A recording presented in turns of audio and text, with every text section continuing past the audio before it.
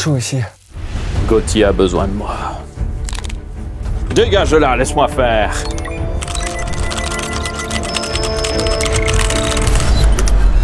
Voilà. Waouh, mais Aurélien, il fait beaucoup plus frais ici. Comment t'as fait pour régler les ventilateurs? Moi, je déconne, en fait, j'ai juste été dans le BIOS. C'est simple, on va vous montrer. Le BIOS, ça peut faire peur. On a l'impression que c'est un truc de hacker, ça part dans tous les sens, il y a beaucoup d'informations. On pourrait facilement exploser son PC. T'inquiète, le BIOS c'est hyper facile. En plus, tu as plein d'options hyper pratiques que tu peux activer qui permettent d'optimiser ton PC et même de gagner en performance. Tu vas me dire qu'on peut gagner des FPS. Ouais, avec quelques options hyper faciles. Le BIOS, pour Basic Input Output System, pour ceux qui ne savaient pas, c'est le premier logiciel qui se lance sur votre PC et qui permet de l'exploiter. Sans lui, vous ne pourrez rien faire. Quand vous lancez votre PC, le BIOS va préconfigurer le matériel, tester, voir si tout fonctionne bien et initialiser tout pour que Windows puisse fonctionner correctement. Alors en réalité maintenant, c'est plus vraiment le BIOS, c'est l'UEFI. On va dire que c'est un BIOS qui est beaucoup plus dynamique, mieux expliqué et surtout on se balade avec notre souris et plus avec les touches de notre clavier. Ça facilite quand même la vie. Mais Aurélien, comment est-ce qu'on rentre dans le BIOS? On ne rentre pas dedans, on l'invoque. Comment ça, mon ref? Pour invoquer le BIOS, c'est très simple, mais il faut être très rapide. Donc suivez bien, je vais allumer le PC et je vais passer directement sur le clavier. Donc soyez prêts. Donc j'allume le PC et puis après je vais sur la touche Delete et F2 du clavier et je les écrase en boucle. Ou sinon on va rater le BIOS. C'est très important. Calme-toi. C'est très important. Voilà.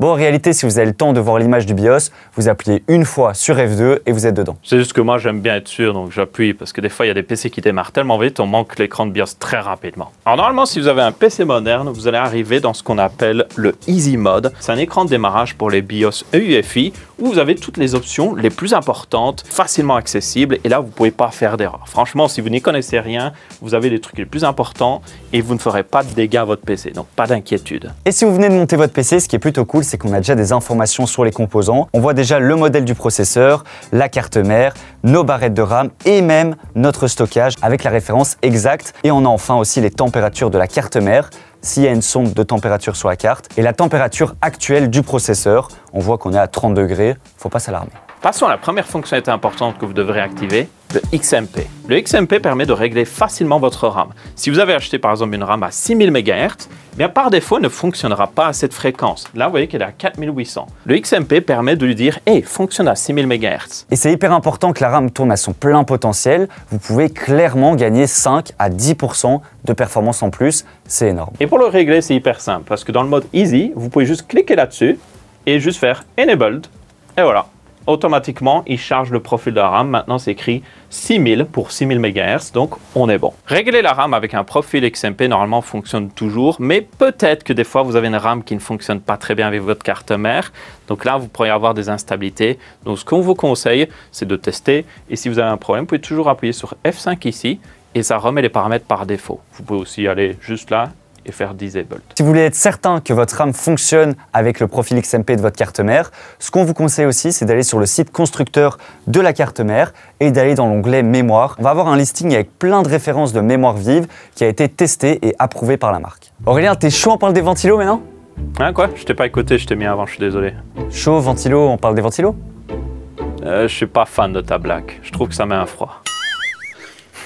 Deuxième fonctionnalité, la gestion de ses ventilateurs dans le BIOS. Il n'y a rien de plus insupportable quand son PC se met à hurler, tout simplement parce qu'il n'est pas configuré, alors qu'il n'y a même pas besoin forcément d'être à 100% au niveau de ses ventilos. Et pour configurer ces ventilateurs, c'est hyper facile, on va vous montrer. On voit qu'on a le CPU fan, donc ça c'est les ventilateurs de notre système de refroidissement, le châssis fan, les ventilateurs de notre boîtier, et enfin notre pompe qui tourne à 5532 RPM, ça c'est la vitesse de la pompe. Pour les contrôler c'est simple, on va aller dans QFan Control, mais de nouveau ça dépend. Ça dépend des marques, certaines vont l'appeler QFan Control, Fan Control, peu importe, vous verrez forcément quelque chose qui parle du contrôle de ventilateur ou de fan si c'est en anglais. Une fois qu'on est rentré dans ce mode, on peut voir un graphique très simple qui nous indique le pourcentage d'un ventilateur selon la température. Donc là, par exemple, on voit que si on est à 70 degrés, le ventilateur est à 100%, ce qui n'est peut-être pas forcément le plus optimisé. Un deuxième paramètre important, c'est le mode de ventilation.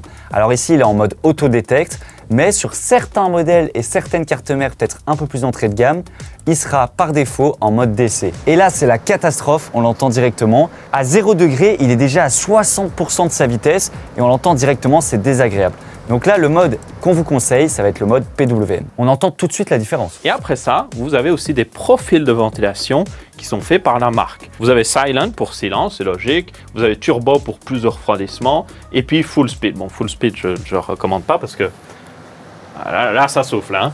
Et là, vous pouvez voir déjà mode turbo, la vitesse minimum est beaucoup plus haute. En mode silent, c'est un peu plus bas. Mais si vous êtes un peu plus aventurier, vous pouvez faire manuel. Et là, vous pouvez régler exactement comme vous voulez. Et puis on a la pompe. La pompe, La pompe, elle est à 100%. Elle est à 100%. On va la mettre en mode turbo. Pour ce qui est de la pompe et pour sa durée de vie, ne mettez pas à 100%. Mettez comme ça une petite courbe quand même qui monte. Bien, silent. Voilà, un petit silent, c'est bien pour la pompe. Parce qu'elle tourne quand même à 80%. Il faut qu'elle tourne assez vite la pompe, sinon il n'y aura pas un bon flux de liquide, donc c'est pas très bon.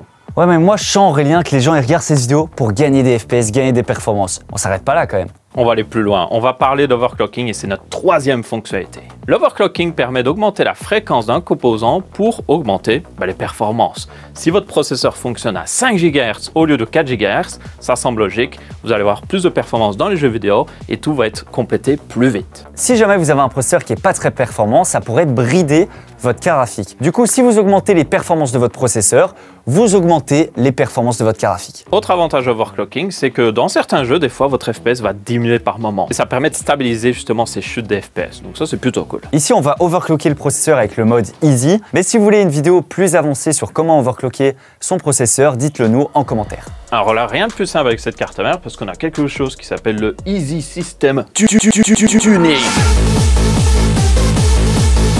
Alors ça ne va pas rajouter un nouveau pot d'échappement à votre processeur, mais ça va lui rajouter des chevaux clairement. Donc là on est en mode normal, on peut aussi passer en mode Fast Tuning. Et puis après on a Extreme Tuning.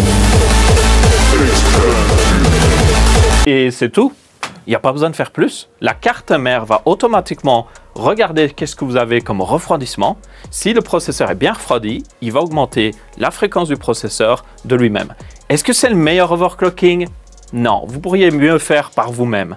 Mais c'est facile, ça marche plutôt bien et ça donnera déjà le gros des résultats d'un overclocking. En vrai, l'overclocking, c'est un peu has-been. En ce moment, tout le monde fait de l'undervolting qui permet simplement de réduire le voltage de son CPU pour gagner en stabilité et donc gagner en performance. Et ça, c'est aussi quelque chose qui mérite une vidéo entière parce qu'il y a beaucoup à parler. On peut parler d'undervolting CPU et GPU dans la même vidéo, donc si vous êtes intéressé, dites-le nous, mais sachez que c'est quelque chose qui existe et qui est très pratique et qui a que des avantages. Quatrième fonctionnalité importante, c'est l'ordre de boot. Et ça, vous en allez avoir absolument besoin si, par exemple, vous voulez installer Windows. Ça va vous permettre de dire « et démarre sur ce SSD ou ce disque dur ou cette clé USB en priorité ». Et donc, faciliter l'installation, par exemple, de Windows. Donc là, j'ai branché une clé USB en plus. Vous pouvez voir qu'on a le disque SSD avec Windows installé. Ça s'appelle Windows Boot Manager, c'est plutôt simple. Et j'ai aussi ma clé USB en dessous. Donc, si on voudrait réinstaller Windows, ce qu'on ferait, ben voilà, il l'a fait. Il a pris, il a remis au-dessus. Et maintenant, par défaut, quand le système va s'allumer, il va démarrer sur la clé USB. Et donc, ça nous permettra d'installer Windows ou d'utiliser d'autres programmes qui doivent être exécutés sur une clé USB. Peut-être que vous voulez tester Linux avec une clé USB bootable, ben c'est comme ça que vous faites. Alors Linux, qu'est-ce que c'est? Notre cinquième fonctionnalité, c'est comment mettre à jour le BIOS de notre carte mère. Mettre à jour son BIOS, c'est hyper important. Ça peut régler des problèmes de composants ou même des problèmes de RAM. Si jamais la RAM n'était pas compatible au XMP, peut-être qu'elle l'est maintenant. Il n'y a que des avantages à mettre à jour son BIOS. Donc on va vous montrer comment le faire. Alors là, malheureusement, on va devoir sortir du Easy Mode parce que bizarrement, je ne sais pas pourquoi, le système qui permet de mettre à jour le BIOS n'est pas dans le Easy Mode. Donc pour faire ça, on a juste à faire F7. N'ayez pas peur, il y a beaucoup d'onglets, mais ce que vous devez faire, c'est aller dans Tool, qui est Outils.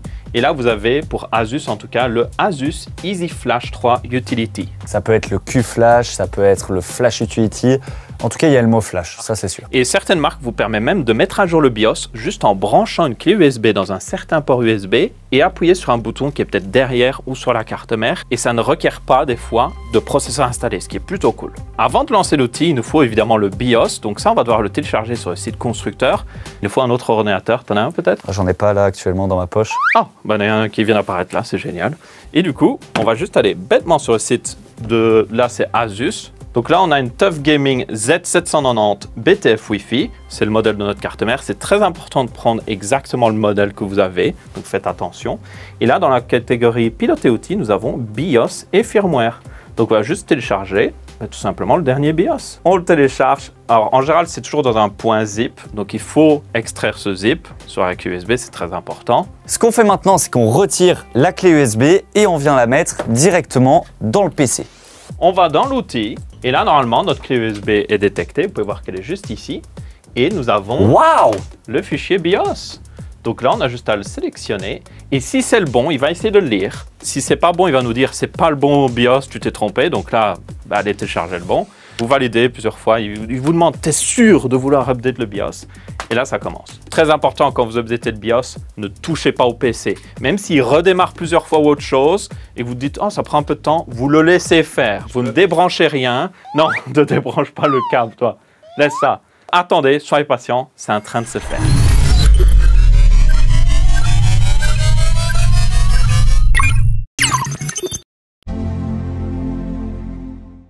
Une fois le BIOS mis à jour, on retourne dedans et c'est logique, ça remet les paramètres par défaut. Donc tenez compte que si vous avez activé le XMP, il faut le réactiver. Les ventilateurs, il a peut-être sauvegardé le profil. Non, il a même pas sauvegardé le profil. Oh. Pourquoi on n'a pas fait ça au début de la vidéo? Bah parce que... Donc là, les gens, ils ont tout fait et ils doivent tout refaire. C'est pas grave, vous pouvez re-regarder la vidéo depuis le début. Et comme ça compte comme 2 vues. C'est génial.